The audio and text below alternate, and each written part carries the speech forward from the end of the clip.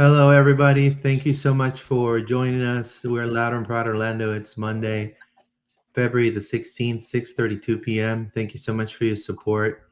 Obviously, uh, the preseason curled into a 4-1 nightmare against the Rapids. I'm sure it was very disappointing indeed. Um, a lot of the pundits, especially from Orlando City, we were a little very hyped with the newcomers. Obviously, it looked a lot like rebuilding an engine of a car. Um, Iago was there at the absence of Captain Robin Jansson. Obviously, he saw maybe three 1v1s, lost at the helm with a really rapid and fast Colorado team. And also, we saw experiments like the experiment of Ivan Angulo as a right back. And unfortunately, it was a 1-4 loss. There was really no vocal voice in the back line. It was a complete disarray and disconnect. We'll dive in today of everything that happened at Colorado. We'll also be discussing the lineup, the defense, the attack, best players, worst players, how the team looks so far. Then we're gonna dive into kind of the depth, of this transfer window. Was it a success? And what positions need reinforcement? And then we'll discuss also some of the MLS Apple TV rankings that came out today as well. So stay tuned, drop us a thumbs up, subscribe to our channel. And again, the Red Bulls are coming into town with their high octane press. They definitely have watched this and they smell some blood in the water. This Saturday, though, I do want to stress this isn't just a home opener. I feel like this is an identity check. And I understand that there's a lot of intricacies and a lot of question marks on if this team is gonna do what is gonna be a better season than last. Can some of these newcomers, new kids, hold the line or lead? So against New York, it's all about grit. It's all about making Intercoast Stadium a fortress, and then we will welcome the 2026 season here at LPO. I'm here with John and I'm here with David. Uh, what's up, David? How are you, my friend? Good to see you. And tell us a little bit about how you've been. Yeah, happy Monday, everybody. Kind of a tough weekend, I'll be honest. Not really what we were expecting to see when we went out there, but like I said last week, just always nice to be back in the stadium, even if the result wasn't the way we wanted it to go. Obviously, we'll break it down in a little bit, but good to see some of you all out there as well. Some of my season ticket mates were out there, so it was nice to see them. So really just a nice pleasant time. It was a great evening. The weather was great, I'll give it that. But yeah, I mean, looking forward to putting this one in the rear view and moving towards Saturday. John, how are you, my friend? Yeah, man, I'm good. I'm ready for the season opener, come what may, whether we're good or bad. I'm ready to get the season back underway. We've had all this, preseason and the build up and the hype and all the previews and the predictions are out. I can't wait till Saturday. Let's just kick a ball. Let's go. 100%. So for everybody that's watching us that always loves to watch us on X, the software that we're using currently is having some issues with X. I just posted the live manually into our thread. So just make sure you can go back into our X account and just kind of see it. It's going to show up now. Now, if you're on YouTube, thank you so much to the 28 people watching live. We appreciate you. We thank you for your support. But yeah, let's dive in straight up to this game. Unfortunately, it wasn't pretty. It was it was an ugly outing. Orlando's defense, according to what I read from Mike Romajo, as well from what David's report that it's on our website, that we shared it on the socials. It was a revolving door, conceding 4 goals in a match that definitely exposed some vulnerability defensively in a revamped back line. So for starters, let's start with John. John, how do you take this L? And for starters, what were your expectations coming into the game and then leaving? I think for me, first of all, we have to remind ourselves that it is still a preseason game. I think we have to start Yeah. with that. But a week away from the home opener this is the last thing you want to see, us getting opened up like this at the back. And it's something that we saw, like I saw the first game of the preseason, and I saw the last game of the preseason, right? So I was there for that game in OHB against I remember who it was now, that USL team, Louisville, whatever. Lexington. Yeah. Thank you. Yeah. And there was some real miscommunication between the goalkeeper and the back line, and there were some mess ups, and we're like, it's day one, and there's OCB guys and everything else. And then I think to kind of see that similar kind of thing happening still at the end of preseason doesn't give me a lot of hope. Like you want to see a bit of progression there throughout, that we're kind of figuring it out, and we're kind of starting to show, okay, these are the pieces and this is how we're going to play. I just think the Angulo right back situation is so disastrous that it ruined any like hopes we had of seeing what a solid back line could look like. But also we had real issues with David Brecolo and Iago and Maxime Crepeau. So I think it's not just Angulo related. I think there's so many issues there. So defensively, I was extremely worried about what we're going to look like, because that was awful, I think, from a defensive standpoint.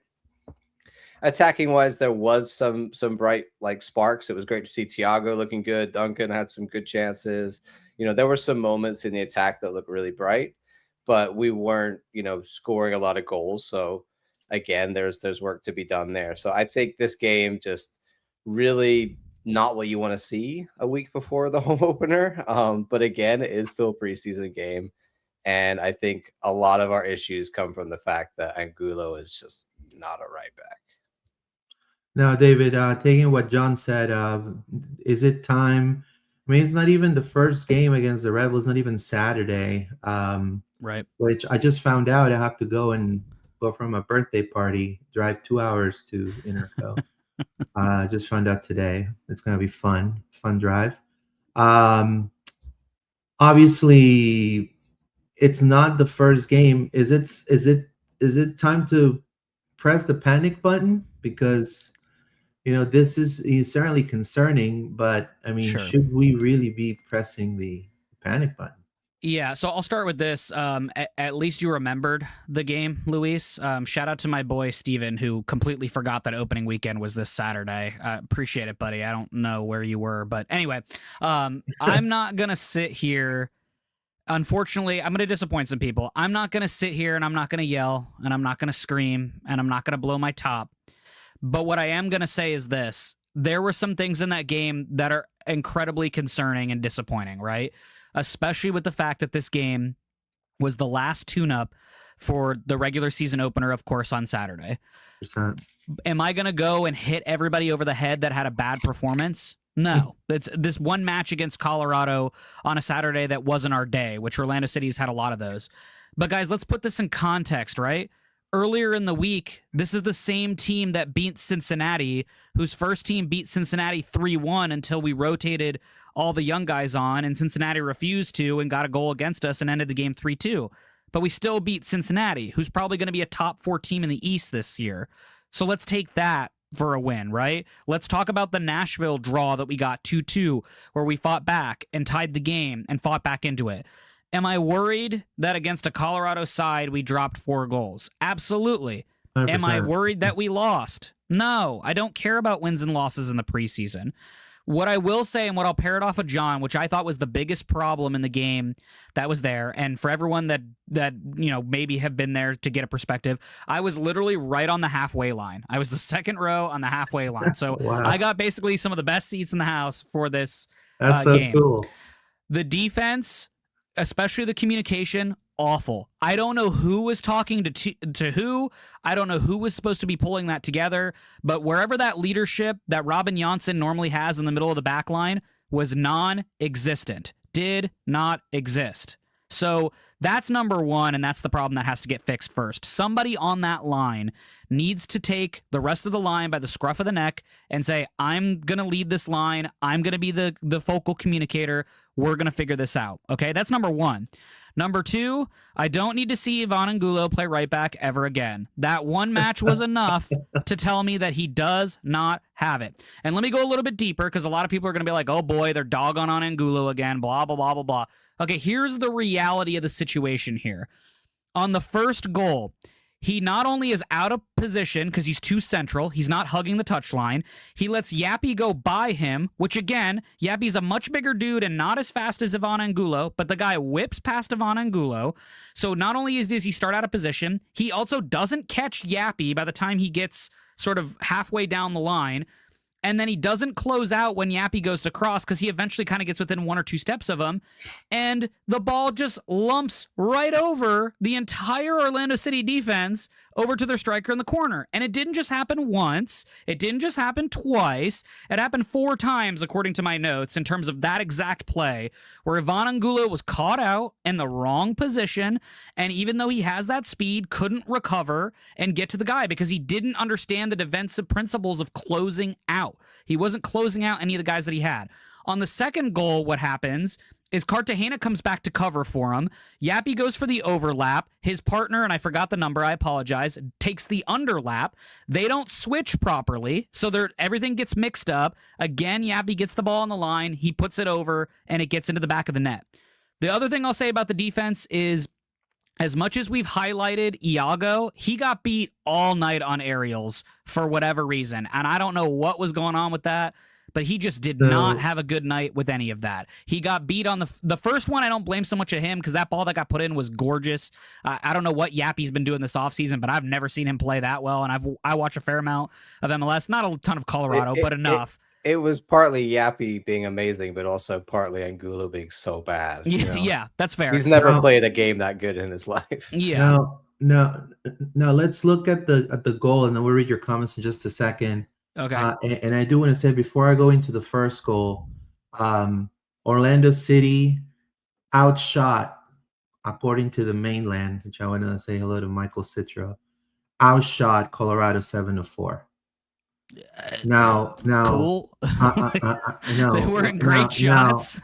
Now, obviously, you have to understand, these crazy tactics of Angulo starting as the right back, they were already rumored. We brought him here and we said that it was going to happen, and it happened. Luis, can I comment on this? It should not happen against the Red Bulls. Can I comment on this before you get to the video? Because I talked about this in the wrap-up article that I put up. Because again, Michael Citro was able to get some quotes from Oscar Pareja, because both him and Mike Gramajo were there and were able to get some comments or whatever it was. The one that stuck out to me that had me rolling my eyes is where they asked Oscar Pareja about Angulo playing right back. And Oscar Pareja answers with, Angulo's a winger and we're trying to fill a spot. We have Zachariah Taifi who had some difficulties in the week, so we're trying to come up with some solutions. Guys, it's BS. Like, I'm sorry, but I have to call Oscar out here. We know that ever since Alex Freeman left, Ivan Angulo has been the guy they have played the most amount of time at right back. You can see it in any of the scrimmages where the club posted photos or videos or whatever it was. You can look at opposition's photos and videos and see that it's happened as well. Sources have told me, have told Luis, that he's been playing right back. What a another level of coach speak that I don't understand. And no insult to Michael Citro or Mike Gramajo, but what BS to just be served in front of you? Zachariah Taifi has not started in preseason for Orlando City since Alex Freeman has left. That is a fact. I'm not telling you something that's not real. And the reason why I'm getting upset about it is because don't try to sell us something that's not happening here. Like, if you thought Angulo was the better guy, then just own it and say, I think Angulo was the better guy and we wanted to try him there. But that wasn't the case. If Taifi was healthy, guys, I can tell you right now, he would not have started this game at right back. I just know that for sure. So it just bothers me that a comment like that comes out. Because again, these are back-to-back comments by Oscar, because we haven't talked to him a ton this offseason. These are back-to-back comments, his initial press conference when preseason started, and now this is sort of the next time that we've had a chance to talk to him, where he just is kind of saying things that just don't add up. Like, the pieces don't fit together here. So it's just frustrating to see what that is. I would rather prefer that he owns up to it and says, hey, we put Ivan out there tonight. It wasn't his night. We've seen him better, though. We think he can rise to the occasion. We're going to work with them all week. Done. I don't need much more than that. Like, we all know he had a bad game. I think Poppy knew he had a bad game. I think Ricardo Moreira, who was on the other side, knew he had a bad game. Everyone saw it. Just own up to it. I just don't get it. It confuses me. No, when it comes to this particular goal as well, and the following three that come after that, all defensive woes, I think it shows also how the MLS and the rhythm of the MLS is against a well-seasoned Colorado Rapids team that have really good players. I think they're going to be a really good team in the West. Now They got a new coach. Iago, but Iago, I know there was a lot of expectation, but it shows that the MLS, it's a whole different ball game. You know, clearly, right? It's a whole different ball game. And I think a lot of the teams down south are going to find that out very soon if the CONCACAF admits MLS teams to play club level down there. So, but let's watch the first goal here. That's easy. That's what you said. It's out of position, right? Now, my word here is, what's Wilder doing there? You know? Well, that's what I was talking about, Luis, is that so both of those guys on the outside, of course, have to be defended against, right? So Ivan Angulo takes number 99, who is chirpy all night and honestly just kind of a jerk. But he's on that play, he's responsible for the guy that's farther back in the screen. But when it all starts in the build-up, you notice they kind of crisscross. One overlaps, one underlaps. And Cartagena and Angulo collectively don't recognize it in enough time. Well, and then Cartagena is asked to track back a whole bunch to get there, and he's just not there. Well, the problem I have is there's, number one, Orlando played, for what I saw this whole entire footage, they played very passively. So they really didn't press as much. They didn't play very physical as they used to before. And Angulo just let this go, and it kind of made Wilder get out of position to help him out defensively. It's like Wilder was better anticipating the play than Ivan, unfortunately, on here. And then we get that, and Yeah, and it's not a good save by Crepo. I mean, let's just be honest. I get that at that point he's just trying to dive, but also, like, on the same play, Brekalo doesn't recognize it quick enough either.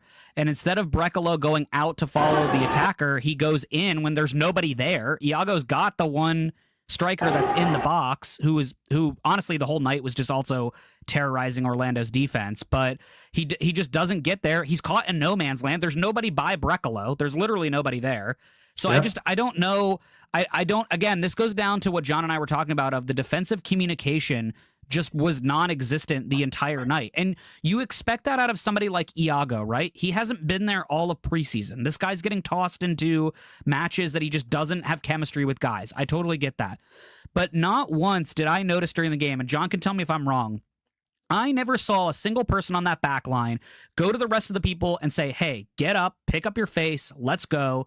This is what we need to do to go forward. I saw a lot of finger pointing after like the second or third goal, but I didn't really see any of the, hey guys, let's go, let's get it together, let's hype up, let's do. There was none of that. And so it seemed like four dudes that have not played with each other the entire preseason were playing in the back line on Saturday. That's what it felt like. Is that how you saw it, John, on the first goal? That's how I saw it for 90 minutes, honestly, dude. It looked like a team that didn't know how any organization at the back. There was no leadership at the back. I think the other thing on Angulo, and a lot of the time it's about the defensive intelligence and the defensive positioning, 100%. And whether to press the man, whether to follow the ball. Like, I saw so many times that he was not in line with the back line at all. Like, he was way far back or he was way far forward, leaving all these massive gaps in the spaces. But then it wasn't just him. There was lots of other issues across the back line. I think actually Adrian Marin probably had one of the best games in a defensive position. Wilder lost his head because of whatever happened with 99, and like the halftime he had to take Wilder off because, and we want him to be the leader, so he can't be losing his head if he's going to be the leader, like same as Jansson used to do, right? So I think there was a lot of issues across the board, not just Angulo, but this just affirmed for us what we kind of believed. It's like, this just doesn't work. And I agree with David, what he said on Oscar's press conference. Like, don't try and pull the wool over our eyes. That's not the case. You tried to put Angulo there. It doesn't work. This proves it doesn't work.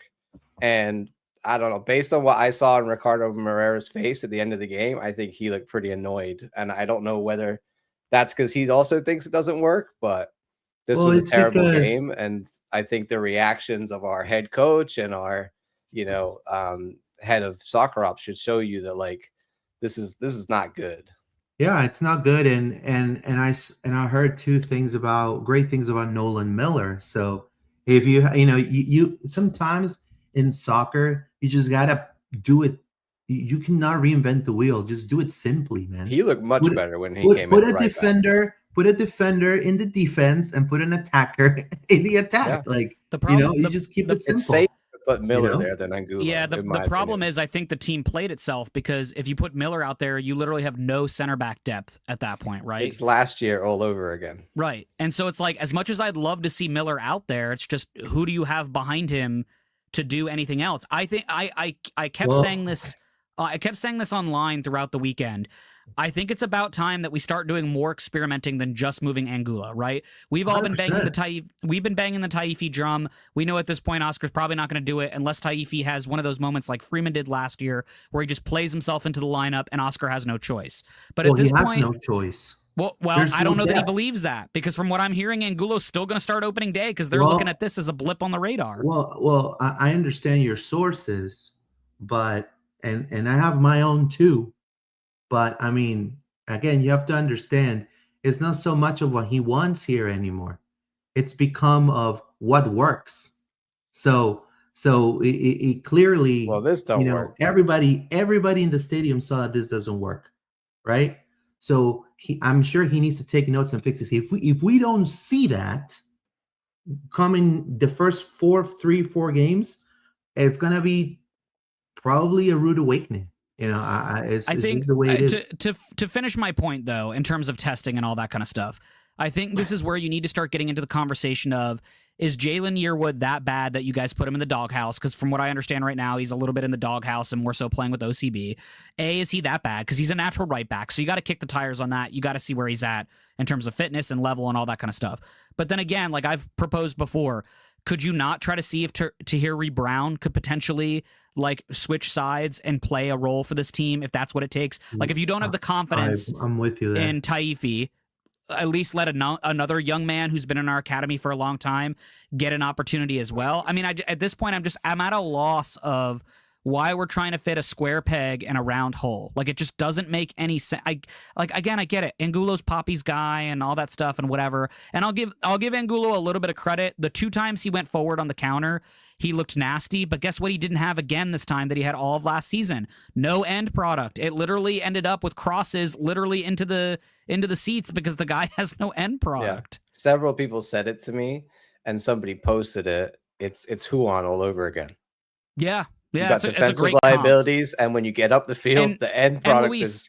And Luis, I'll say this because it's not going to be in this video because obviously Colorado is highlighting themselves, but I'm sure John caught this. In the very beginning of the game, like the first 5 or 10 minutes, Pasalic and Angulo kept switching spots on the right-hand side. Like, Angulo would go past Pasalic and try to almost take, like, the right winger spot.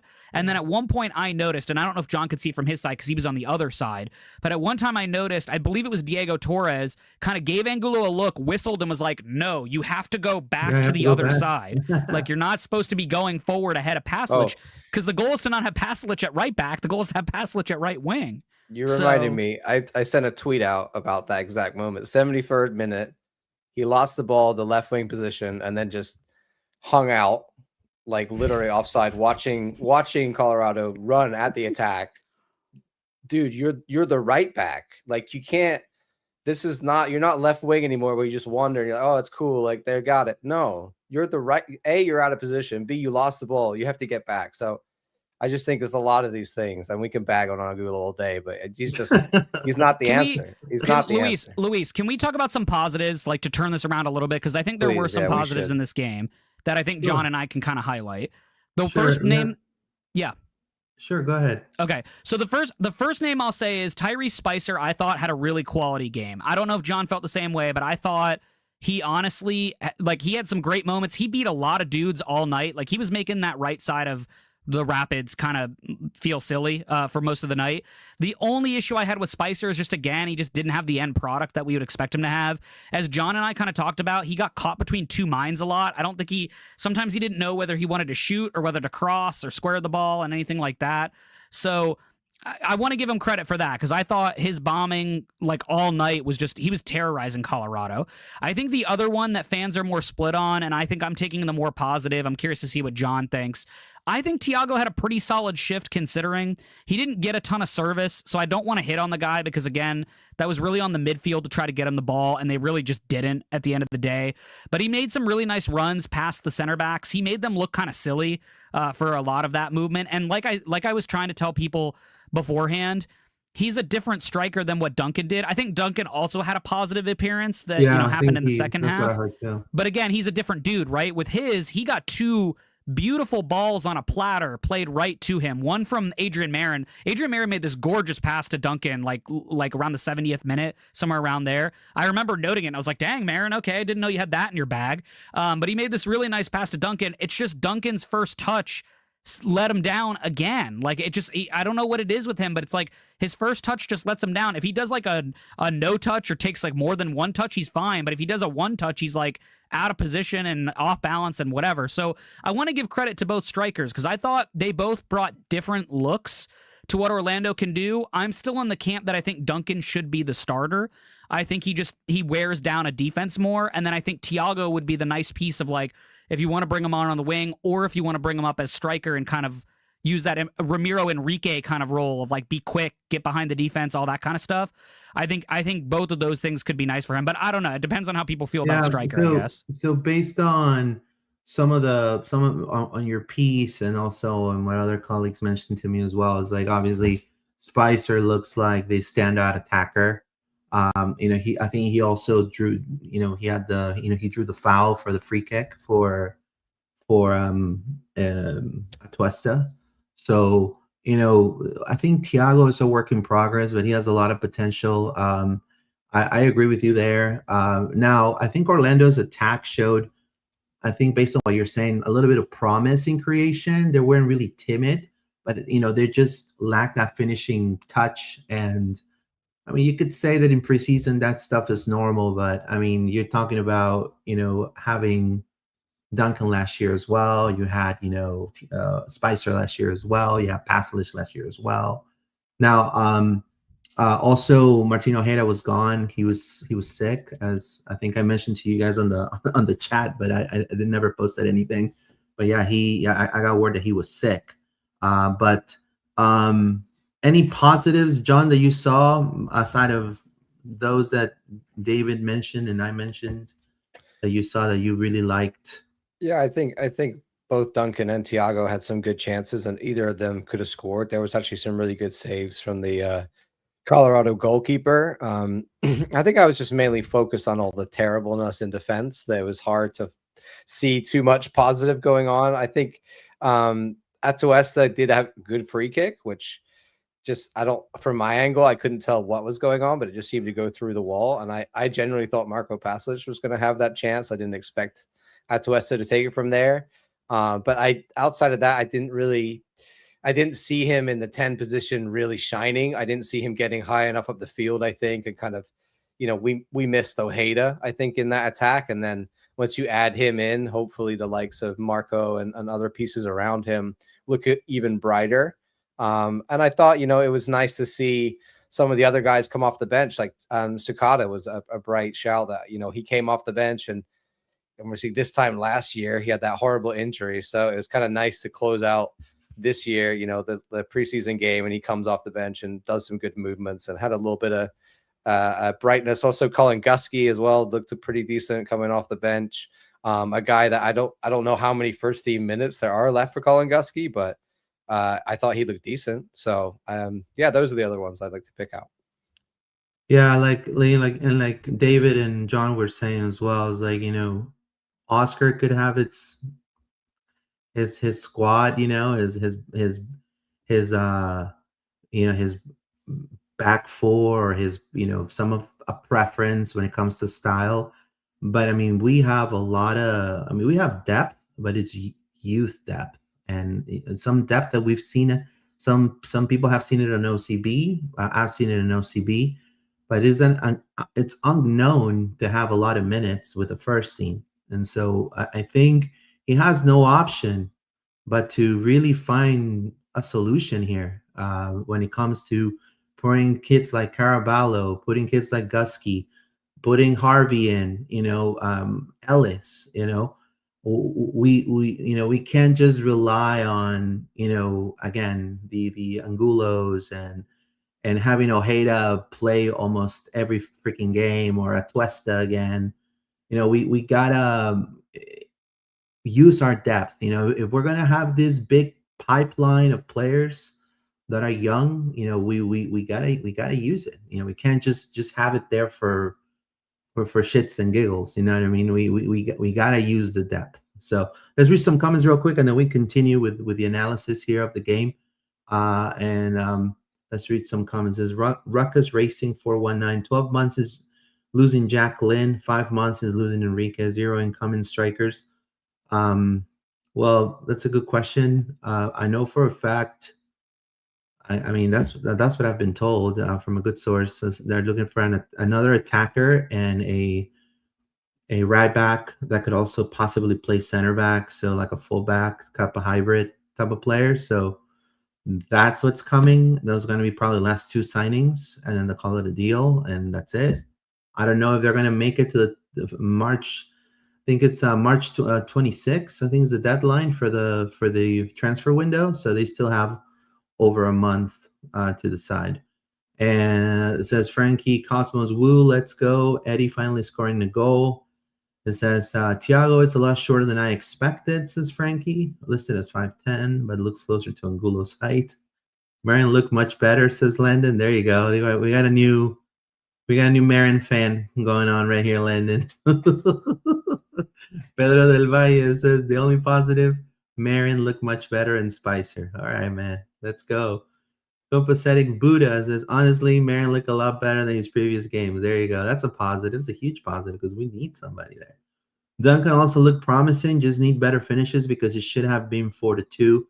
I mean, he's our only striker right now, man. And I mean, he needs to have at least a 10 goals this season, at least. I mean, that is being overly negative. I mean, he should have 14, 15 goals. I mean, he should. But again, I mean, I'll take 10. Spicer was the only positive. Show roster, missing 6 versus Colorado. Think we're getting healthy once MLS, Leagues Cup, US Open Cup all hit. I think we're going to be healthy. It's just a matter of how Oscar is going to use his depth. It's going to become that, in my opinion. I don't know what you think, John. He's going to have to use Caraballo. He's going to have to use Gusky. And he has no other choice. Yeah, I mean, there's more young guys on the roster where, like, before he had enough veterans that he could just like stick to his core 18 guys that he just can't do. Like the 18 most of them are young, right? There's really not that many older, unexperienced MLS guys on the roster. So you got to give chances. You got to play minutes. Well, like Luis said last week, play the kids in Leagues Cup. We don't care about Leagues Cup. Throw it away. Play OCB in Leagues Cup and let's move on. Like there's no reason for us to do anything else. But we said that last year, and we put all the chips in the Leagues Cup basket. It's because of the money. And look, and guys, I mean, and I know this is a really unpopular opinion, but I mean, I understand that a lot of big people, a lot of players watch us. It's sometimes, guys, it's not all about the money. I understand this is a business. I'm not telling you guys how to run your business. Certainly, I don't want to come out that way. But you have to understand there is a huge portion of your fan base that is really not happy with the product they're seeing in the field. You gotta give him some sort of love, man. And and really the path, for this team, just by the looks of it, even with the 4 goals that they just scored on us, it looks like they can maybe compete for the US Open Cup. Let them have the US Open Cup. Let the fans have a second Open Cup and just try to move on. You know what I mean?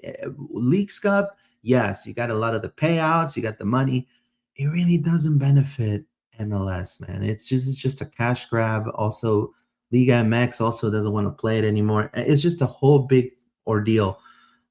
I think the kids should play. I still stay there. And Luis, to the roster standpoint, until this team's depth can prove that they're meaningful depth, there's no reason to try to go all out on all these competitions. Like, teams that have pages and pages of depth can go out and play in all these competitions and potentially win them. This team currently as constructed, I don't think is set up to go and do that, especially in certain positions of the field.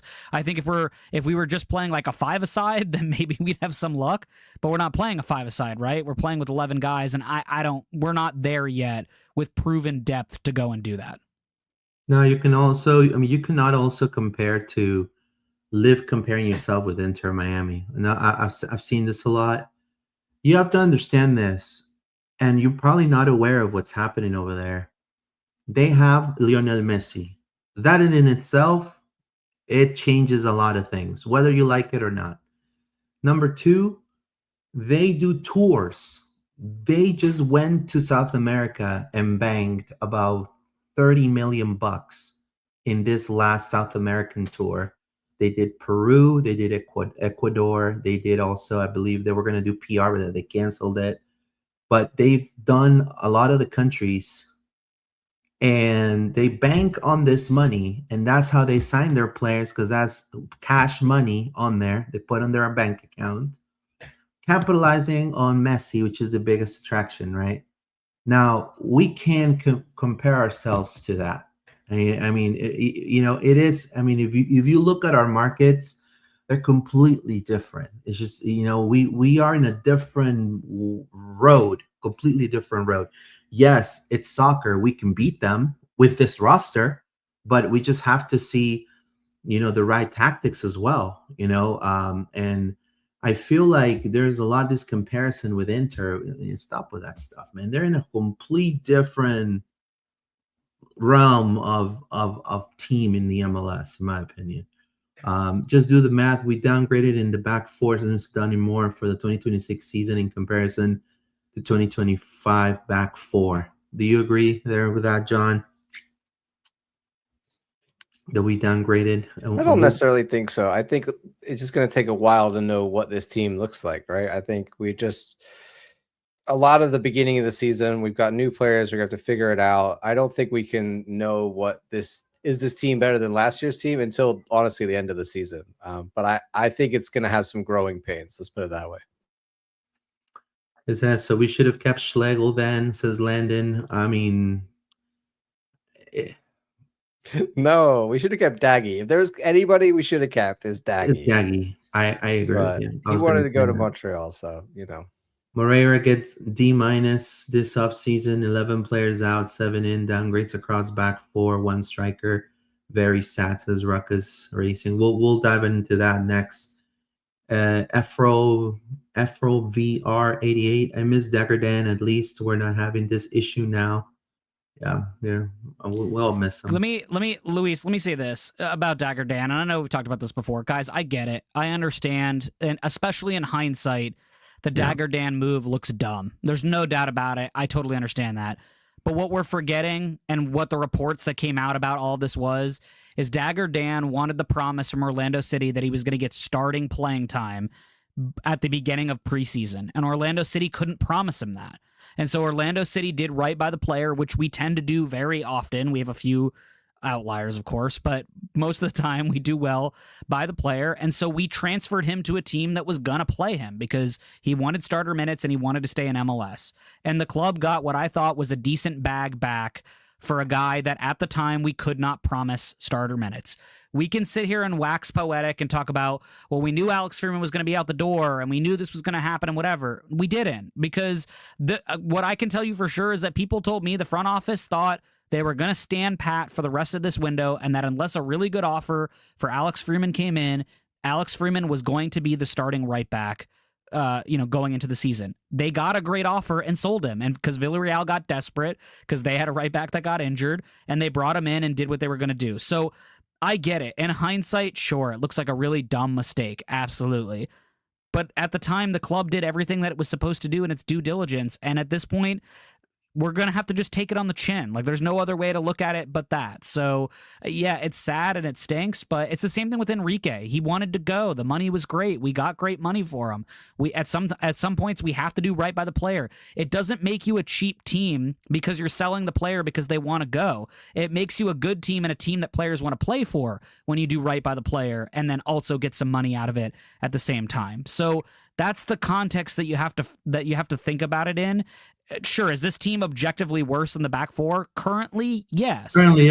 but as soon as Iago gets better, because I do think he's going to meet the level, he just needs time to meld in. I thought Brekalo would have been more of a leader and not gotten caught as flat-footed as he did in this game, because he did get caught flat-footed a decent amount of times. And more vocal. And to be honest with you too, I'll say this, Luis, and people might not like this. I'm not convinced by Crepeau right now. I know some fans are probably with me as well, or maybe some fans think I'm a little early to say that, but I'm not 100% convinced by his performance that he showed against Colorado. So I think it should be an open competition between him and Otero, and whoever is the better one in the league. John brought it up as if that's why we signed him. He could be benched, and then you bring Otero. I mean, it's just like that. Yeah. So just like to add real quick, and then we're going to dive into some of the signings. I know John has the image right now, right here on backstage. Kenneth, you're completely right. Just look at that picture right there. Look, what the hell is Angulo doing there? I was like, what are you doing there, bro? Like, and then you carry Pasalic to get out of position. I mean, you completely discombobulate the whole defense there. And number 77 cooked them, and that's completely a great assessment by Kenneth as well. Jeffrey as well. How is Orlando City going to Mighty Morph when they take a nil like that? Ouch. It says, I'm not an FCM, but I got my hands on some tickets from a coworker. Disappointed game, but maybe they needed to be humbled so they can come out of the gate on strong on Saturday. Well, we'll see. Guys, I think we're going to be playing with a double pivot. I think Brian Ojeda is going to be there. We'll discuss in just a second. But obviously, we got a lot of our opinions out of this game. I think this game's already done, right? Good goal by Edward Atuesta. But now let's talk about.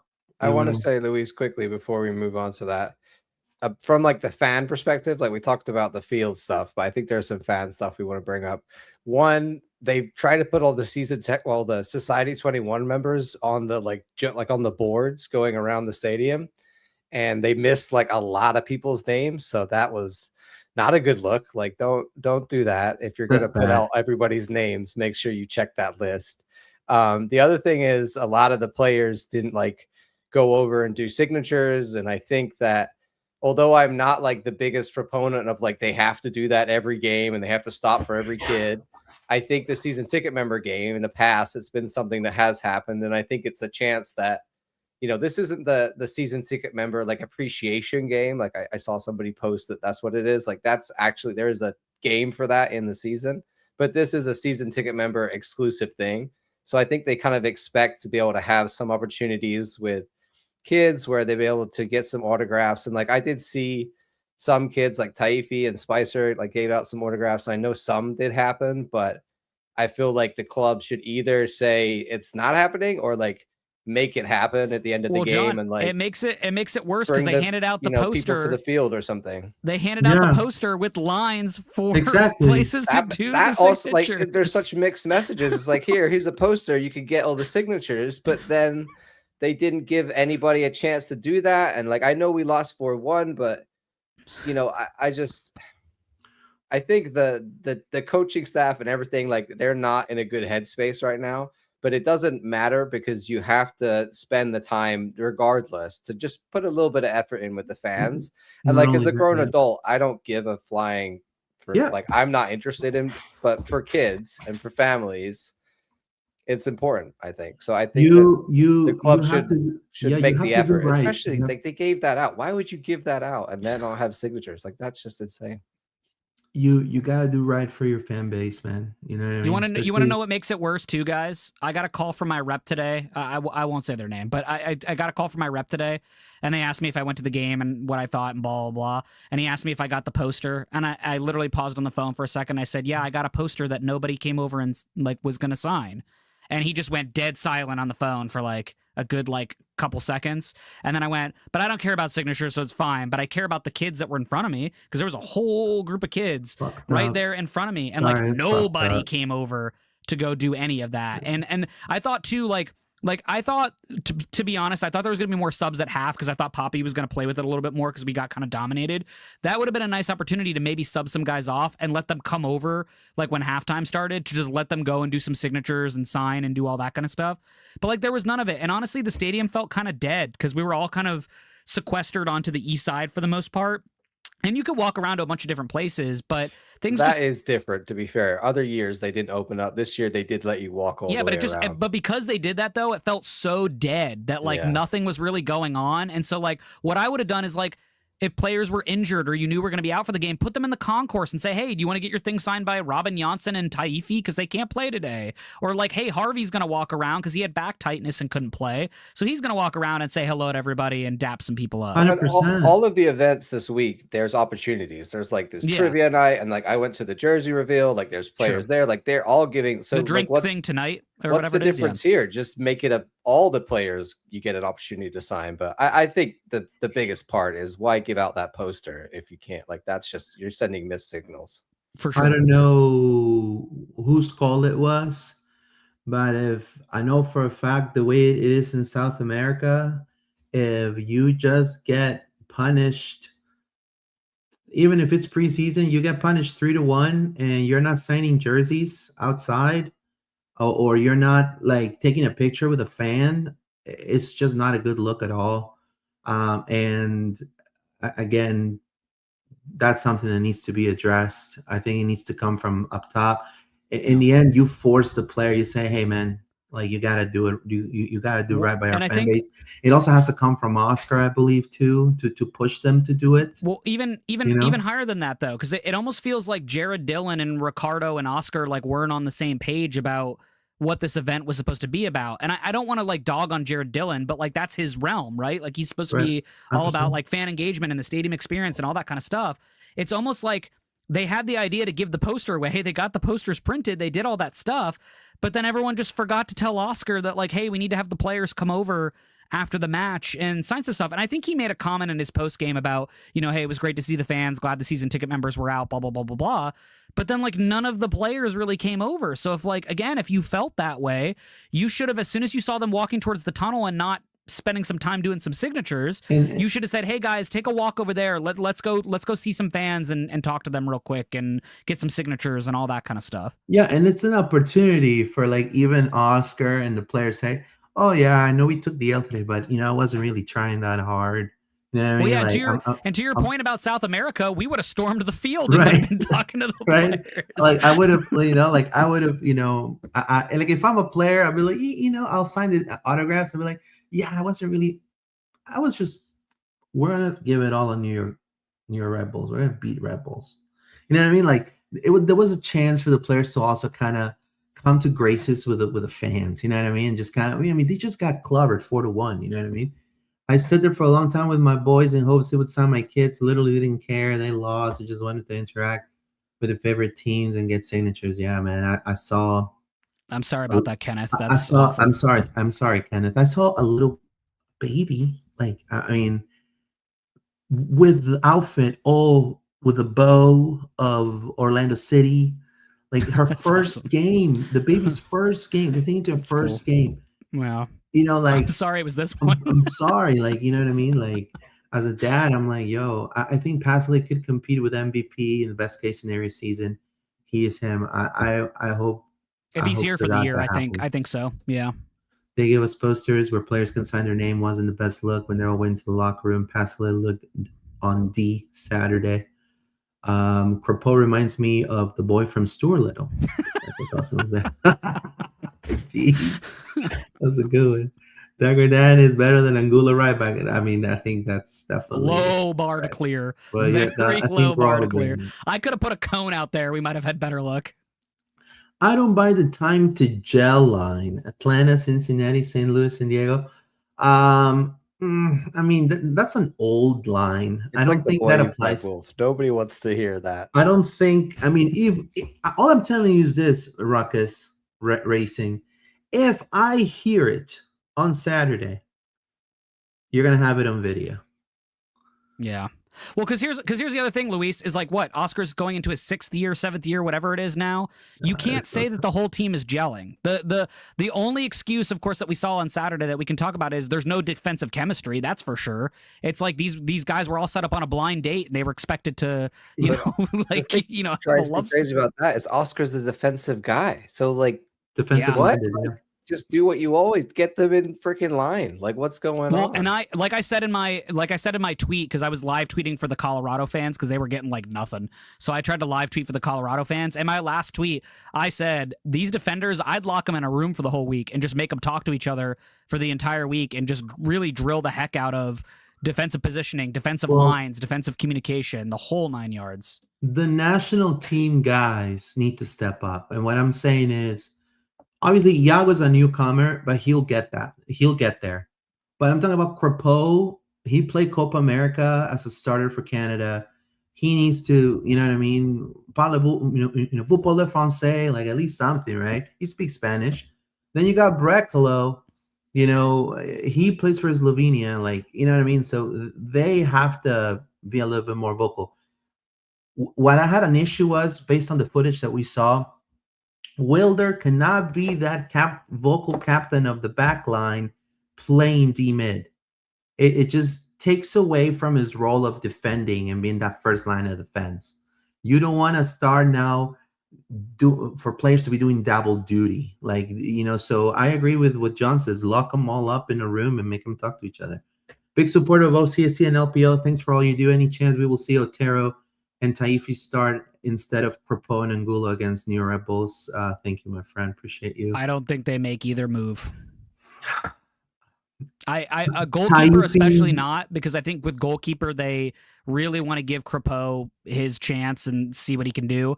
Taifi, he's coming back from a knock. For those that don't know, he had some tightness, but he's fine. He was back in training today, from what I understand. So Ojeda will be back too. Yeah, he's going to be good, but I just don't. I think Oscar's going to give Angulo another shot against Red Bulls. I think the bigger question has to be is what happens against Miami. I think irregardless of the result, and of course I want to win in more ways than one, but irregardless of the result, when Miami comes to town the following week, whether they're messy or messy-less, there has to be a discussion there about you have to consider someone like Nolan Miller to be more defensive, because I think against a team like that you want to be more defensive and more compact, and I think that's probably the way you should play them. But I don't want to put the cart before the horse. Let's not get too far ahead of ourselves. Let's go ahead and go into the second topic. We already discussed pretty much. We said everything we had to say about that. I want to say to Ruckus Racing that I was not saying that we shouldn't acknowledge the supporters every game. I was saying that I don't think they should have to sign stuff every game is what I was saying. I think we should definitely acknowledge the supporters. Yeah, 100%. Yeah, could you imagine them not doing the whole wall thing even after we won and them just walking away? Yeah, it'd be pretty messed up. And for anyone wondering, we're going to be doing preview of New York on Thursday. So it'll be another pod on Thursday. Yeah. So we'll dive in. So let's talk about the transfer window so far. Was it a success? That's one big question everybody's asking about. 78 people live. Thank you for your support. So thank you to Oz for this amazing graphic. And I'm also gonna, for starters, let's go to John. 9.9 million out and 10,630,000 in. What are your thoughts on this? Clearly getting younger, for sure. A younger Orlando City. Yeah. A lot of people say, and why should I care about this? You know what I mean? Oh, they're not giving me Ronaldo. They're not giving me Buanga. They're not giving me, I don't know, Neymar. Like why should I care about this, John? Well, I think it's important to see where the money's being spent, right? Where it went out in terms of where we made money. And I think some people have this idea that like the Wilfs are trying to like milk money out of the club. I don't think that's the case. Honestly, I think running a soccer team is it's very expensive, and really in MLS they don't make a lot of money. They spent 400 something million on the club itself, so their ROI, as it were, is going to take a while. And if you look at what what we've invested back here, right? We pretty much everything that we've made, Ricardo's gone and spent and more. And then eventually when we get in a DP as well, that number on the total total spent is going to be way more. Like it's probably going to be double. I imagine we're going to spend, at least 7, maybe 10, maybe even 15 million on a DP 9 or something at some point, right? I think if we're going to look at the level of what we spent on, the likes of Facundo Torres or, Martin Ojeda on that, it's going to add a lot more onto the total spent. But it also shows that we're, a good club at using the money in the right way. We're able to recycle. I mean, that's really what Ricardo's done here. There's a lot of like for likes. You look at Pedro going out for a free, Maxime coming in for a free. There's a lot of other like for likes, the idea of we brought in Adrian Marin, potential replacement for, Kyle Smith going out, et cetera, et cetera. You can look at many players here. Maybe we spent a bit of money on Brian Ojeda versus, letting our Cesar Rujo go on a free. There's many things you could look at, but I just thought it was a great way to kind of summarize the window. And for everybody who says we haven't made any signings, I think there you go. There's all the signings right there. And some of this is from last year, I want to say. What are your thoughts there, David, on this graphic that we just put up? Yeah, so let me say this because I saw Frankie talked about this in the chat about does it make sense to combine real transactions with GAM transactions. I think our goal was to just try to get all the transactions on there. It wasn't so much to be like, hey, the GAM transactions also count as the real life ones. If you really want to, you could take out about $1 million in GAM transactions. So then that really means our spend was 9.6 million as opposed. So then the numbers become a little bit more even. Yeah. But and like we could get 7 million for Alex Freeman eventually. Like there's so much here that could change. Yeah, I mean, so that's kind of the big thing. Frankie, I didn't make the graphics, so I think Oz did a nice job with it. Our numbers might be a little mixed here, but I think we're missing the bigger point. So I don't want to hit on that too hard. Also, the Schlegel sale came out from the Mexican side that it was 2 million. That's where we got our information for that. So just an FYI on where that comes from. Getting back to sort of the main focus though, and everything that we're talking about here. You can't deny that in certain spots we definitely got better. Okay, I'm gonna say that. I think one of the biggest highlights that you can make on that is the center of the park and midfield. And I think you can make that point on the wings. I think we kind of maxed out on both of those locations. Obviously, like John said, Spicer was a last year, but he was a late last year addition. But again, in addition to the wing that we didn't start last year with, that we added, and now he's going to get a full preseason to bed in and show out for us and all that kind of stuff. We, of course, add Thiago, who so far has really only been playing striker, but he's really a winger by trade. He should be counted there. He's going to be a winger, all that kind of stuff. So you added there. In the middle of the park, you lose Cesar Araujo, but he wasn't plugged in last year. Anybody could tell you that especially after the Atlanta game where he lost his head, he really just kind of fell off for the season. So to me, getting B. Ojeda in, it's going to drive me nuts all year. Bringing B. Ojeda in is an upgrade. Brian Ojeda had a really nice season for RSL last year. He had a really quality season the season before that. So he is going to be good. I think, again, it's going to take him probably a little bit of time to understand Cartagena as much as he understood his RSL partners, and the pivot that he played in RSL.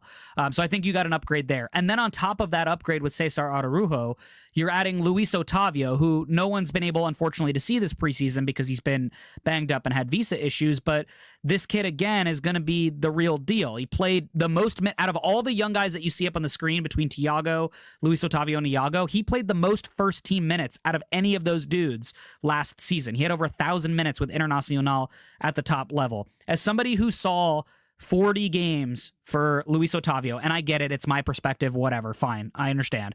But what I'm telling you guys is in those 40 games that I saw him, he is a quality central defender. He's going to do work when he gets used to and accustomed to the league, and I hope that's sooner rather than later. I hope it doesn't take him long to bed in there and be there, because to me, he would be probably the first defensive midfielder I would take off of the bench. That's just me personally.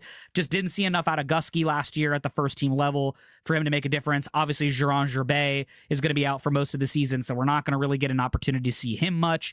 And I like Brian Ojeda more as a box-to-box than I do a 6, though Brian Ojeda can play a role and all that kind of stuff. But what I'm thinking is that if Brian Ojeda and Wilder Cartagena start, sort of like Luis wants to, really have that solid double pivot, I think if you want to keep the double pivot going, Luis Otavio is the correct choice, not bringing on like an Atuesta or something like that. I think an Atuesta you bring on if you're trying to go after the game a little bit, right? Like if you want to try to, get him another box-to-box guy in there.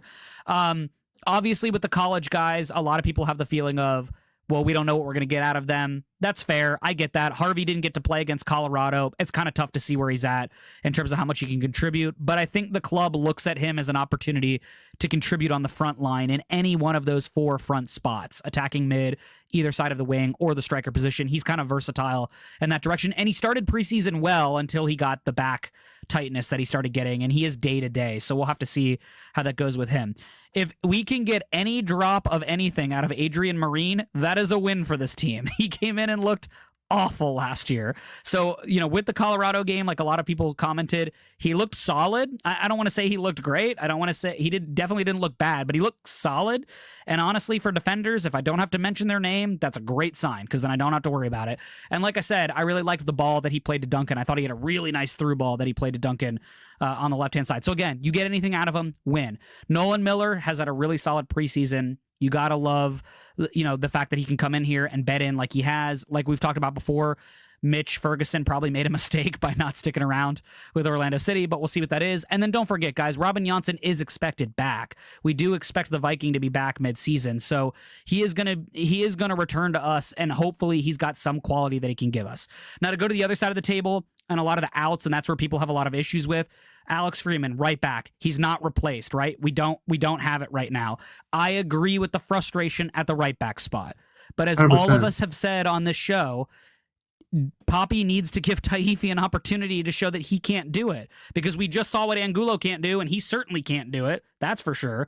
So at this point, you have to start kicking the tires on Taifi, and you have to start, as far as I'm concerned, you need to start kicking the tires on Yearwood if you can get him signed to a contract. And then another name that a lot of people aren't familiar with, Titus Sandy Jr. is another person who's with OCB who could also maybe contribute there. I doubt it, though, because he's the one that got cooked, unfortunately, on the Cincinnati goal that ended the game. So, but we'll see. So I agree with everyone's sentiment on that. You haven't replaced him. Ramiro Enrique, you haven't really replaced him because Duncan's the only striker that's technically on this team right now. We still expect Justin Ellis to be signed. Again, he didn't get a ton of minutes against Colorado, so we don't know how much he's going to be able to contribute at the top level. But between Justin Ellis, Harvey,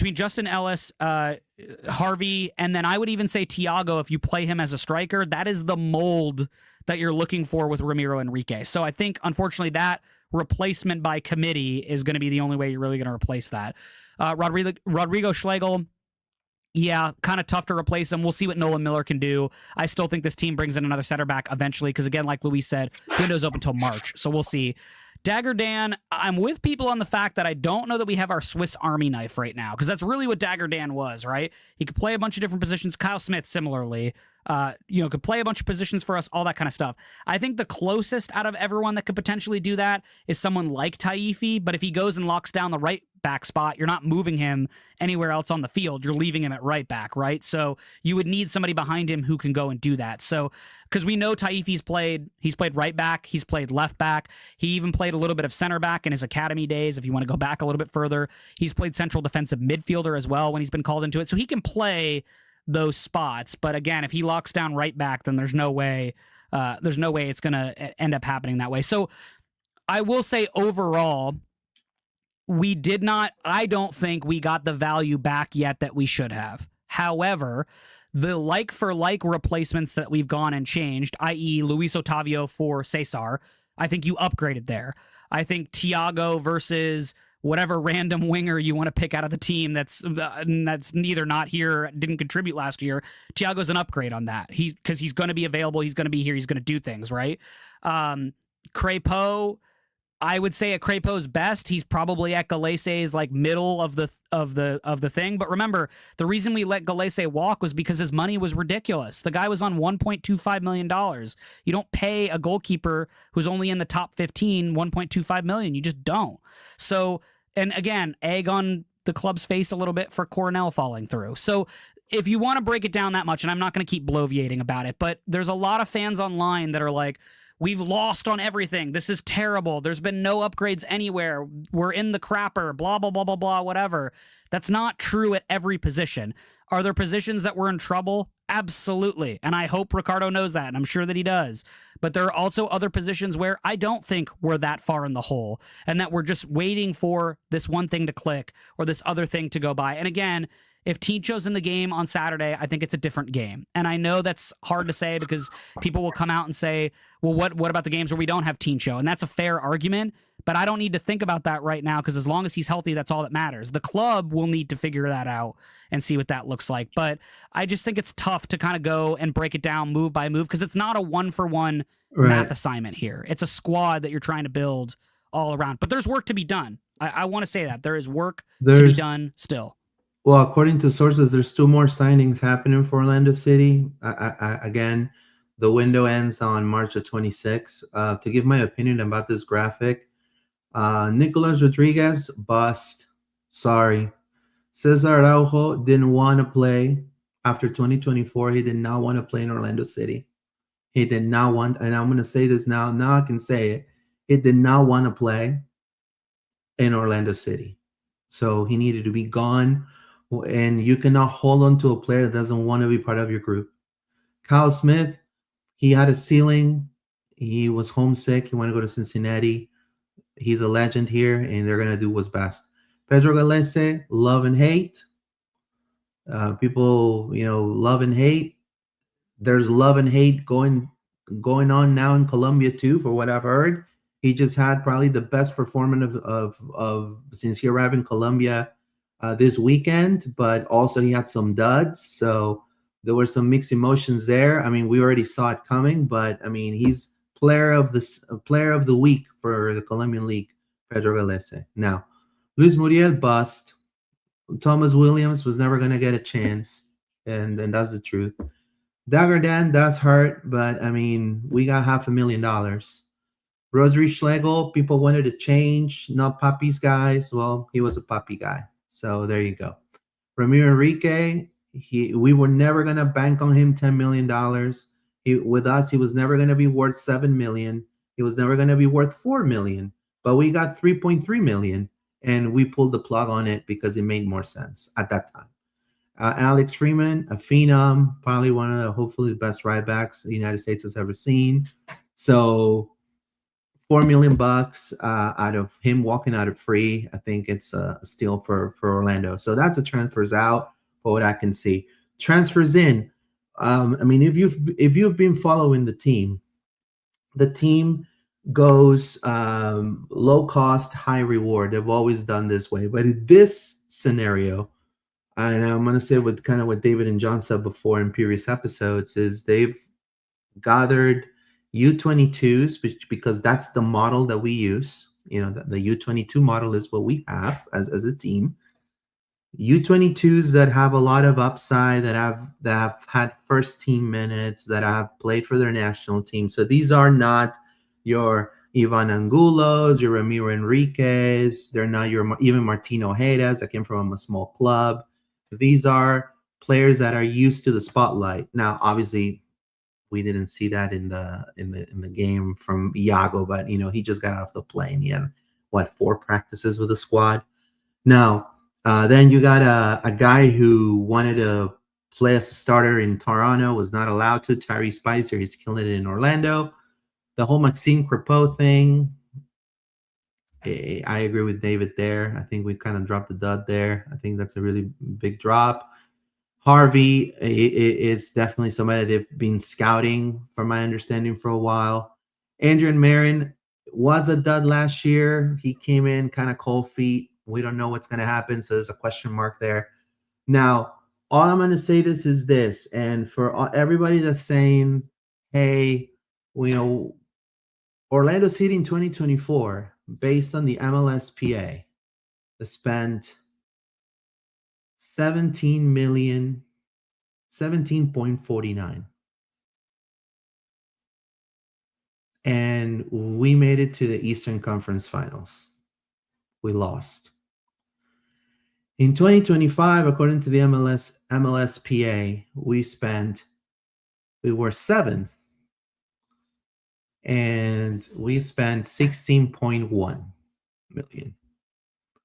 So almost 1 point something million less. And we had the season that we had. Now, some of the big spenders were Cincinnati, 23.1 million, Atlanta United, 28.4 million in 2025, LAFC, 30.1 million, Inter Miami, 48.9 million, Chicago Fire, 23.1 million. Now, my question, what can Orlando do if they would spend 22 million instead of 16.1? Now, does that guarantee us that we're going to definitely be in the top 3 in the MLS? There's nothing for certain. Look at Chicago, look at DC United, look at Atlanta, and how much money they spent on. It doesn't really guarantee us a lot it doesn't guarantee us. Now, yes, we could probably get more star-studded players, but it doesn't really guarantee us results. If you ask me, what would I like to do? I would love to see a Ricardo Moreira spending $21 million in Orlando City. But again, it's not my money. And I know for a fact, based on how Orlando's signing, they're thinking 2 seasons down the road. And I know people want to win now, but it is what it is, right? I would love for them to spend 21 million at least in Orlando City for signings. In the whole entire year. But again, I can't tell you if that is going to make us better. So we're going to have to see how. There's 2 more signings coming, right? How they're going to pan out, if they're going to work. And then we can certainly next year say, hey, some of these signings are still good. We're building up. We may make the playoffs.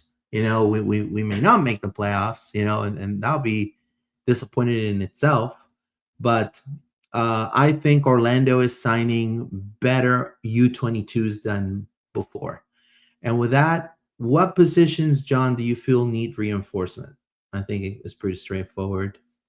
I'd still love a left back, but with only 2, it's got to be a center back and a right back. So a center back and a right back. And a right back. Yeah. What about you, David? Right back first, then center back. Yeah. I think Orlando City needs to run the table this window. I've changed my tune a little bit about the DP. I think because the window's open until March 26th, I think Orlando City needs to go and address right back first, because I think that's the most important thing, because we do not need to see Ivan Angulo over there again. Welcome to the club, David. I want to see my boy Taifi, please, for the love of all that is holy. Which I want to shout out the Taifi family, because I always see them at games and they're always so invested and plugged in. And I saw the picture that got retweeted of, I think it was his mom that posted about Taifi signing the stuff and everything. I just think it's great. He's just such a great kid and everything. But anyway, I don't want to wax too much poetic about him. Any of the kids, honestly. Reed Brown, I'm in the same camp on. I'm really high on Reed Brown. I want him to get an opportunity. If Marin's not doing it, quick hook there, give the kid a chance, all that kind of stuff. But going back to needs, address right back right now. I don't care how you do it. Get a league guy, get somebody else. It really doesn't matter to me. Get somebody in the door right now. And then league guy would be fast because or else we got to deal with paperwork. Yeah, you know? yeah, I agree. I think the league guy is the best way to do it and just kind of see what you can get there. And then I think the DP needs to be addressed now. And I know that there's the whole story of like, well, if we wait to the summer, we could get this, we could get that. I don't care about that. At this point, the Wilfs have a wallet. We know they do. They need to open that wallet and they need to spend what they need to go spend. I shout out to Mike over at Lions Den. I've been chatting a lot with him this offseason, but he just did the preview for Soccer Wise for Orlando City. If you haven't watched it yet, I highly recommend you go check it out. I think he did a really nice job kind of weighing all of the fans' concerns. The name he dropped, Darwin Núñez, he's on the out in Saudi Arabia. I know the guy costs a ton of money, but this is the kind of profile. Luis doesn't want him. Luis is the scarred. kind of profile. He's South American scarred. To become a puke bucket. This is the kind of profile, though, Luis, that gets people in the stadium and who can also produce on the field. Darwin Núñez? I'd take Núñez. Will bring people in the class, stadium? Man. Oh, 100%. I know you don't like him because of South American reasons. But that's my point. But my point is go out because, listen, I'm all for spending money, but we need to spend money in the correct way. That's the whole point about it. We can't go out again and pay a guy like Luis Muriel $4.5 million a year to come in overweight 100%. and then not contribute for most of the season, right? We need a guy who's going to come in here who's going to be fit, who I would also like to be a leader of sorts. He doesn't have to be the guy, but a leader of sorts to go in there and take it. And I know the club said, or Ricardo specifically said, they're open to any attacker. They're not going to put themselves in a hole, whatever. I think it needs to be a 9. And that's not an insult to Duncan. I just don't think Duncan, sort of like to what Luis and John said earlier tonight, I just don't know that Duncan is a 15-goal plus guy. He hasn't shown it to us yet. And so without that proof there, bring in a guy who we know can go and bang in goals, right? That's what I'm looking for. Like, like, I know Luis joked about, like, Neymar not coming in, right? It's a reality. He just got his first minutes this season, and he had a goal contribution and rated out at an 8.0, and he's going to be on a free in the summer. So I'm just saying, like, those are things that are out there. But I think this team needs to address striker, and they need to address it now. And if it's not a DP up there, let's say the front office wants to stay open going into the summer window, you need to bring in probably, again, another league striker who has a pedigree of banging in 7 to 10 goals at least and can do those kind of things, because there's guys riding pine and benches and whatever. Bring a guy in who can put the ball in the net and know that we can have a backup there, because if Duncan's not doing it, I'm not 100% on Thiago. I know I've said this throughout this entire offseason. Thiago's best position is out wide, and I think he needs to be out wide, and I think he's going to be the most successful there. So, again, get the best guys for the spots that you want them for. Don't move all these pieces around to try to make them fit. And so to me, it's right back, it's striker, and then find a way to add to the center back depth eventually. Whether it's this window or the next window, you got to find some center back depth just to have another body. Obviously, when it comes to Darwin Núñez, I kind of want to clarify. Obviously, I'm a little joking here. But the only reason why I'm a little doubtful, all jokes aside, about Darwin Núñez is just mainly his attitude. And if we felt that Muriel was a diva and he was, I think Darwin Núñez is worse than a diva. I mean, the dude I can see that. In Uruguay was a diva. When he played with the national team, wanted guaranteed minutes. He was a diva in Liverpool also ended up going like a diva. So we don't need that. We need just people that want to come play for these fans and celebrate and do the problem is like that status of player, though. A majority of them have personalities and diva type traits. That's true. But we have to be careful. What I'm saying is because you end up in a Muriel situation where they don't want to try. Right? You can be a diva, but you have to actually run. Like, you have to put the work in. I don't care if you and also there's the locker room thing, and I mean I agree with what you're saying on the striker, but I think it's more likely that we've seen Thiago put there so much because they're preparing for a world where, maybe we get another striker, but I don't think they're going to push to find that striker now. No, I think it's Justin Ellis. I think it's Justin Ellis. Right. I think it's Justin Ellis, Thiago, and Duncan. Exactly. Another backup option because we need that. But I would love to go get that DP right now, but I think the kind of guy that we want, it's like a needle in a haystack to find him in the January window. Also, there's more parity, more parity within teams in the MLS than in the Saudi league. So if you're judging Darwin Nunez because he's scoring back-to-back on the Saudi league, it's because there's only three teams there that Al Khulud, where Ramiro went, it's maybe a top 6 just because they put a lot of money in there. But other than that, they're like the bottomest of the bottom. If you think of a fandom over there, there's only 3 teams. And again, here in the MLS, like it's a little bit different. Now, is he gonna work? I mean, he's definitely physically, he's very skilled, age-wise, skill-wise. What he did in Peñarol, what he did in Liverpool. I mean, there's a reason why he played in the Premier League in one of the top clubs there, right? So I'm not discounting that he's a bust.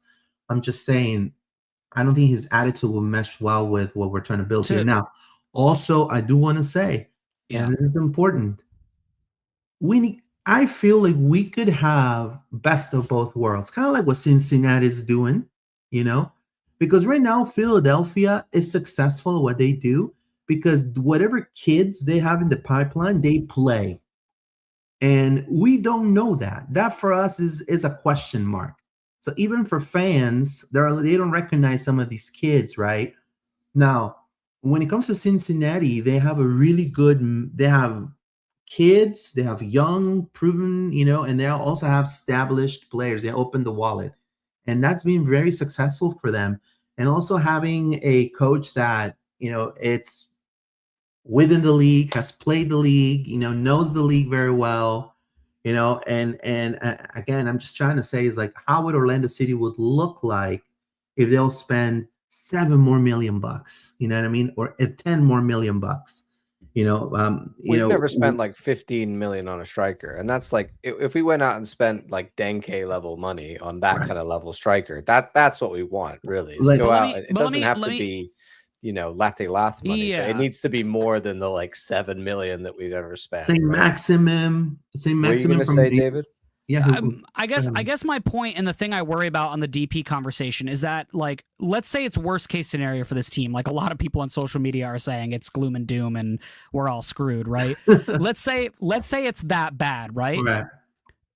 Is a DP of that caliber going to want to come to this dumpster fire of a team in the summer? Like, I'm just saying, like, if we're 13th in the table in the East in the summer, is a DP going to go and look at us and go, you know what? You're right. Let me go take my talents to Orlando and go get as many fast passes as I can. Gotta sell it. I think it's possible. I mean, I think maybe Orlando, I think with a bigger wallet and with Ricardo, I mean, he's had his bust too, and I mean, every single front office person that's been in Orlando has had their busts. Vanderwater, you can call Vanderwater a bust. You can call Cara a bust, right? So, but there's successes like Martin Ojeda, like Ramiro Enrique, like Pedro Galese, like Rodrigo Schlegel. Like, there's a lot of good. But now, Luis, let me say, I would like to see Ricardo what he can do with more money. Let me say this though. Speaking of DPs and high profiles, the only high profile DP that I think this team has been successful with is Luis Nani, because Kaká was really just the spiritual guy to get us through the beginnings, and honestly his on the field play wasn't spectacular, but we got enough out of him to try to like propel us obviously into MLS. But like, where's our Luis Nani? Like, I know they don't grow on trees, but like, this is the kind of thing that the club has to start to look for. And personally, me, and this is, and again, if this happens or if it doesn't, it doesn't really bother me. But like, I would like a high profile DP that's going to stick around for a few years. I don't want necessarily, like, as much as I would take Lua, right? Like, I would take Lua in a heartbeat if I felt like we could get him service and he could score goals. But if we could get somebody else who's more of a Darwin Nunez age, or somebody who's 29 or 30, or like Memphis, who's gonna give us a couple years of like, 100%. We know we can get a few things out of them. Because again, if this team does start slow, let's say they start slow and this isn't their year, which I know John and a lot of us had come in and realized this might not be our year. Yeah, that's fair. Ruckus Racing. That's fair. That's fair enough. That's 100% hey, fair. but listen, he was a MLS's back all-star. So let's not take that away from he pushed that team to a new height. But anyway, to my original point is I want a guy because if this isn't the year, like if this season isn't the season and it turns into silly season or the new format season in 2027, I want a DP who's going to be like, okay, I'll get through the BS that is going to be what this season might look like, but they'll be ready to go by the time, we're ready to compete and do on those levels. Like another year older for Thiago, another year older for Otavio, another year settled and older for Iago and all that kind of stuff. I would totally sign Alex Valera 100%. They call him Nazario, like Ronaldo Nazario. He's a Peruvian striker. He's in the past 3 seasons, he's been scoring no less than 14 goals a season. And the dude's still playing the Peruvian league. Now, obviously, Peruvian league is really not that competitive. But, I mean, I'm just going to say, it would be cool to see that. But is he going to put I agree with David. We need somebody that's a Nani. And leadership. There were times that Pareja's tactics, and I think that was actually one of the reasons why Nani wasn't longer there, was because there were times when Pareja's tactics, he just tends to be over defensively, right? And Nani would like to push forward, and he would hit a beautiful cross. He would hit, a beautiful goal and do this backflip and all of that, and then they will squash whatever tactics they talked about in the halftime. Nani was the coach on the pitch, while Oscar was the coach in the stands, right? So I just think that Nani, we need somebody like that. We need somebody that when, we're talking about having a voice, right? And being vocal. Like, we need that. We haven't had that even since Nani left. Thomas Mueller is what we need. That's what we need. Yeah, Thomas Mueller could have come here. Or like a human song. That's what we need. Yeah, but anyways, with all of that we just spoke about in your comments, which we'll read in just a second, the MLS did 2 things. The first one was they did a starting 11 for the Red Bulls, a projected starting 11, which has this is a nightmare of a starting 11 when it comes to Orlando City. So Crepeau as your number 1, you have Ivan Angulo as your right back, which everybody wants to pull their hair out. David Brecalo, Iago, Adrian Marin, and then you have Atuesta and Wilder Cartagena right there as your 1-2 punch combo, and then you have Sturry Spicer and Marco Pasalic as your wings, Martin Ojeda as your number 10, and then Duncan McGuire as your 9. So that's their projected starting 11. This is the MLS. Now, I would like to think that aside of that Angulo, it seems that that's what's going to be lining up against the Rebels, but that'll be a different story. But and then obviously a lot of the pundits for the MLS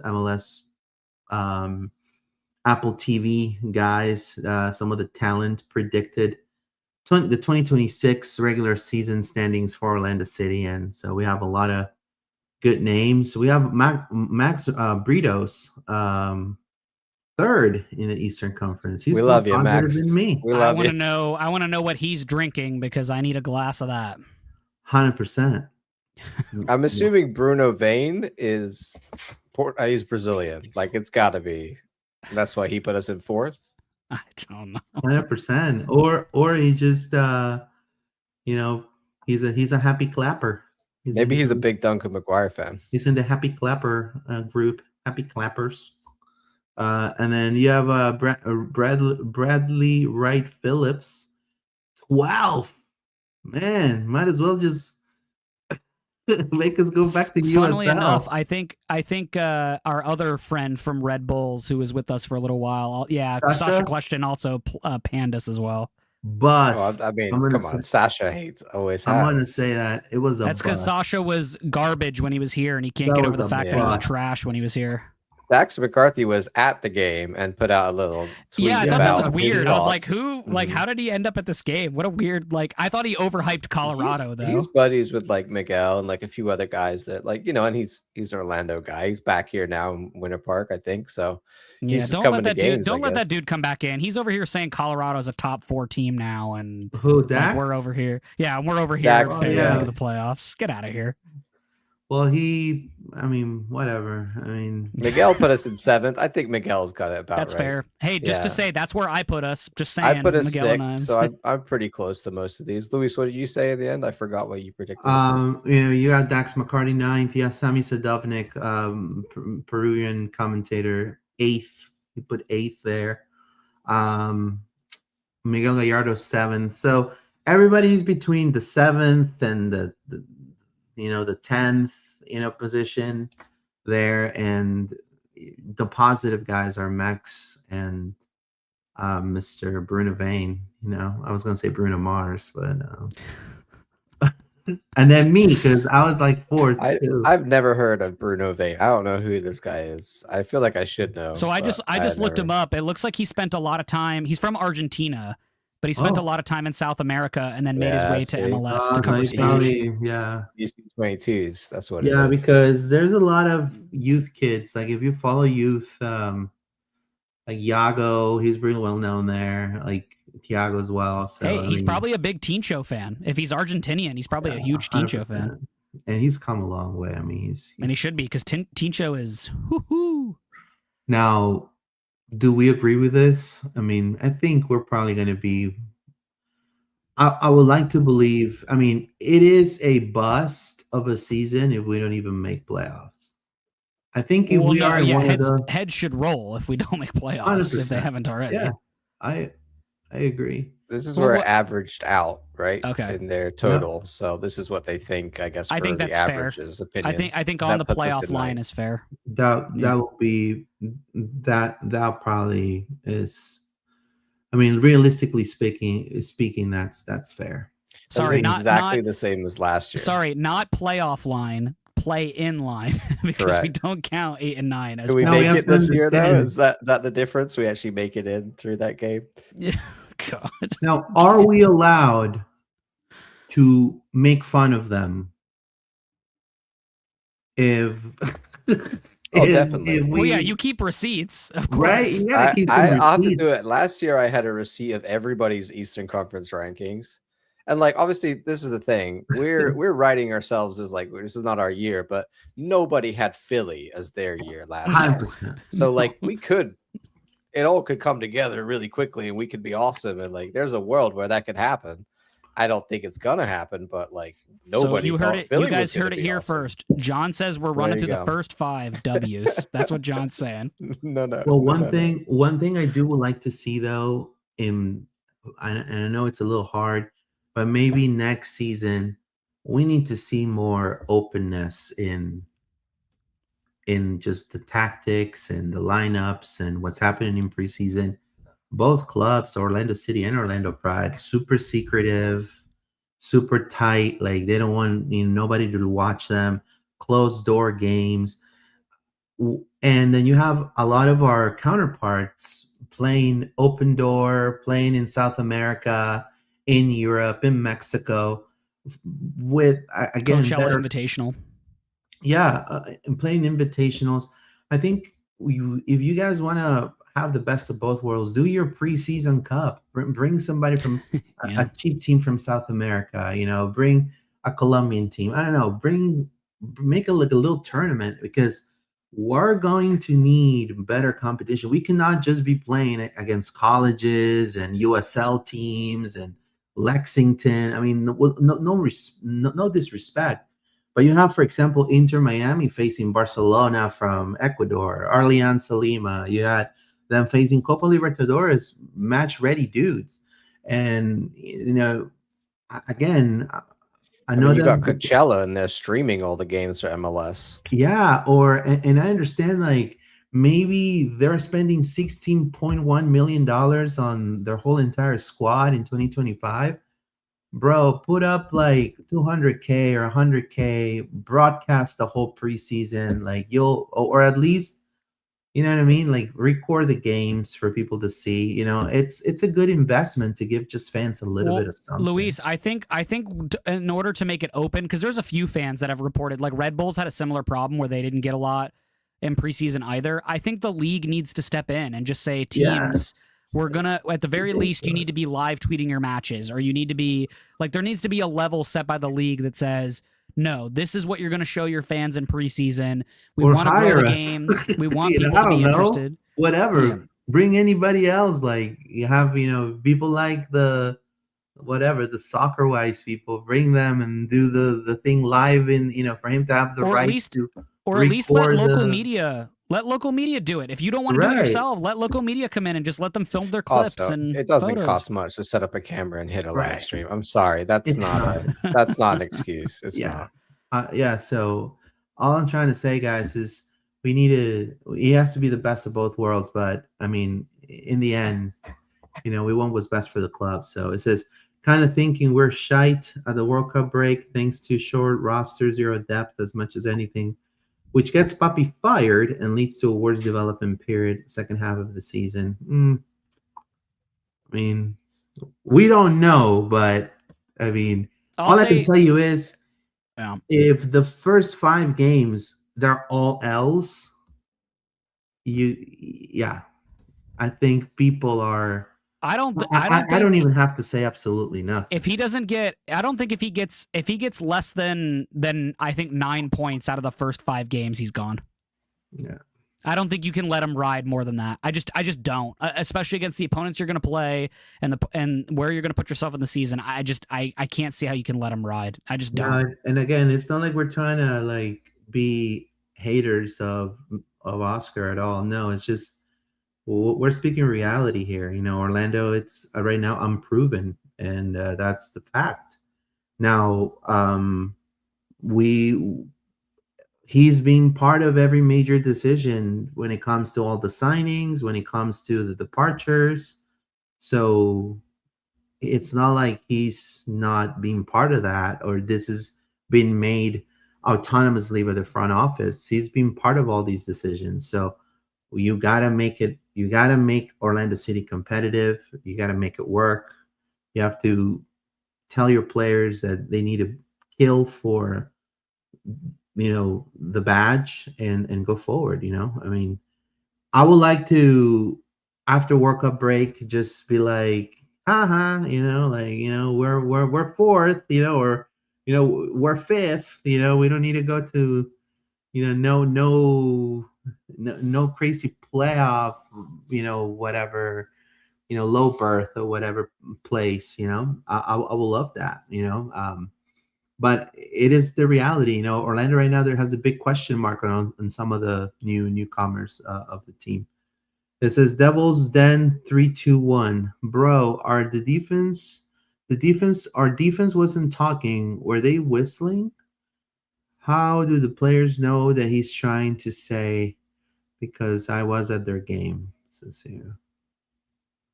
I don't think they were whistling though.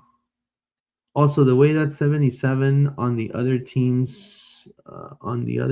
the space he had was wild because, I know that. Thank you, Devils. Then appreciate it. Yeah, pretty much. Angulo kind of not working there as a right back. Nope. 9th seems pretty fair in my opinion. So yeah. Anything else you want to add, David, before we part and we go, and we'll come back on Thursday? Yeah, I'm going to drop one more name for you all that Orlando City should be linked to, and Ricardo is very familiar with this person. I'm going to dig up the well again of getting Georgian from Flamengo, get him in here, let him score goals and get assists, and I don't care who plays striker. Honestly, you could put a traffic cone there. This guy would put up so many large numbers, it would be nuts. But on a more serious note, as much as I want to sit here and wishcast all evening, my big thing that I'm really excited for this week, if you guys, I'll start with this. If you guys have not already, please take the survey that we put out last week and that I've tweeted out a few times this week as well. You can find that on any of our socials. We've all kind of retweeted it at this point, or you can find it on the subreddit r/OC Lions. Really great response rate so far. It's going to close tomorrow at 11:59. I know this sounds like a school assignment, but I didn't mean it that way. Let me tweet it. Actually, as we are live, David, let me send it to the chat right now. I'm going to go into your... Sure. So that's going to close tomorrow at 11:59. So please make sure you take that. Get it. Any Orlando City fans that you might know to take that as well. My plan is to break down those numbers, and then I'll have a pre-recorded video that will go over all of those numbers. We'll talk about what it looks like, talk about what fans are expecting, and then I'll also have a written piece on LPO as well as the subreddit to kind of talk about those numbers, because I'm really curious to see how fans are feeling about this season. So I'm really excited to kind of get that out and do that. And then I do plan to do probably one more preview piece before we kick off on Saturday, just because I want to put some last minute thoughts to paper and all that kind of stuff. So I'm excited about what this season looks like and all that kind of stuff. I want to shout out. I know we've been doing it every week, but I know some of our podcast partners have been taking breaks and they're all coming back. I just want to shout out all of our friends that are in the space, our friends over at Lions Den, Citro and his team over at the Mainland, the In 90 Minutes guys, David Valentin, John W., Ahmed, all those guys that are over there. I just want to shout all of them out because we all know what a grind this can be, and this might be a tough season for us. We'll see what it looks like, but they're all basically coming back this week, so I really just want to shout out all of them. Make sure you go and watch their content. They all have a different perspective and a different taste of what Orlando City is about, and as many different opinions as you can get just makes the game better, right? We can all kind of enjoy it in our own way, so I just want to shout out those guys and some of the great work that they're putting out with all of that. Just really, more than anything, just kind of proud to be a small part of this community that we're putting together here. And, guys, whether it's a tough season or whether it's a great one, we'll be here with you every step of the way. And if we're mourning, we'll mourn with you. If we're celebrating, we'll be celebrating with you. So looking forward to those ups and downs for sure. Yeah, I wanted to tell everybody that I just pinned the survey just now, so it's pinned on the chat. So to the 35 people watching on YouTube, go there and just click on it, and just answer everything. It's very important. I feel like as feedback in general, also for the club, I wish the club could do that, but I think it's really good for everybody to get a feeling.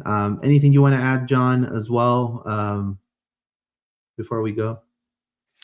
Last week I went to the jersey opening. That was really cool. I did a little video about that on the channel. So if you want to see what that event was like, it's like a 3-minute video. You can watch that.